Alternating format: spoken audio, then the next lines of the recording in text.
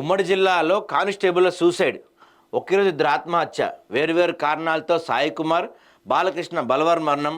Police డిపార్ట్మెంట్లో తీవ్ర కలకలం. ఇందాక మాట్లాడుకున్నాం కదా మనం, ఎందుకు పోలీస్ శాఖలో ఇలాంటి వరుసగా జరుగుతున్నాయి అనేది. పోలీస్ శాఖలో వరుస ఆత్మహత్యలు కలకలం రేపుతున్నాయి. ఇటీవల బిక్కనూరు ఎస్ఐ, బీబీపేట కానిస్టేబుల్ అనుమానాస్పదలో మృతి చెందగా, తాజాగా కొల్చారం పోలీస్ స్టేషన్లో హెడ్ కానిస్టేబుల్గా పనిచేస్తున్న కాటూరి సాయి కుమార్ సూసైడ్ చేసుకున్నాడు. ఓ వివాహితతో ఆయనకు వివాహితర సంబంధం ఉన్నదని, సదరు మహిళ భర్త అల్లుడు బెదిరించడంతో మనస్తాపానికి గురై చెట్టు గురేసుకున్నాడు. మరో ఘటనలో సిద్దిపేటలో నివాసం ఉంటున్న సిరిసిల్ల 17వ బెటాలియన్ కానిస్టేబుల్ బండారి బాలకృష్ణ అప్పుల బాధ తట్టుకోలేక ఇంట్లో ఊరేసుకొని సూసైడ్ చేసుకున్నాడు. అంతకుముందు ఛాయ్లో ఎలుకల మందు కలిపి భార్య, ఇద్దరు పిల్లలు తాగించాడు. ప్రస్తుతం వారు హాస్పిటల్లో చికిత్స పొందుతున్నారు. ఏమైంది పోలీస్ వ్యవస్థకి అని అన్ని చోట్ల మాట్లాడుకుంటున్న పరిస్థితి కనపడుతుంది మనకి. పాపం అప్పుల బాధ తాళలేక ఒక అతను చనిపోయారంట.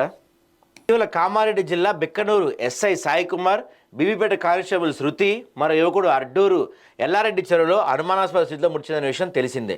ఈ నెల 2న వాజేడు ఎస్ఐ హరీష్ తన సర్వీస్ రివాల్వర్తో కాల్చుకొని చనిపోయాడు.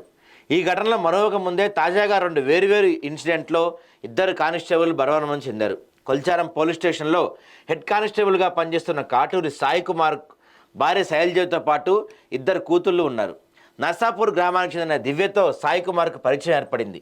ఇద్దరూ ఫోన్లో మాట్లాడిన క్రమంలో దివ్య భర్త శివకుమార్, ఆయన అల్లుడు కిరణ్ వారికి వివాహితర సంబంధం అంటగట్టారు.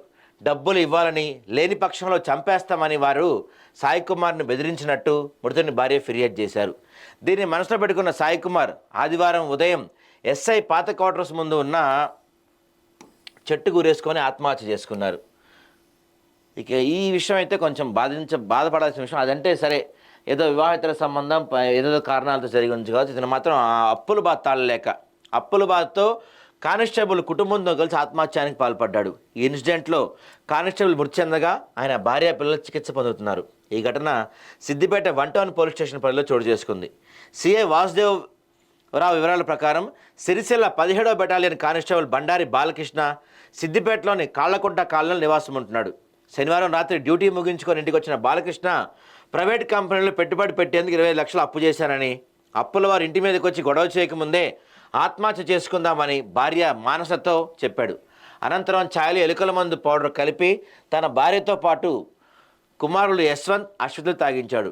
తెల్లవారుజాము 4 గంటల సమయంలో బాలకృష్ణ మానసులకు మెలకు వచ్చింది. అప్పటికి ఎవరికి ఏమీ కాకపోవడంతో బాలకృష్ణ ఫ్యాన్ కూరేసుకున్నాడు.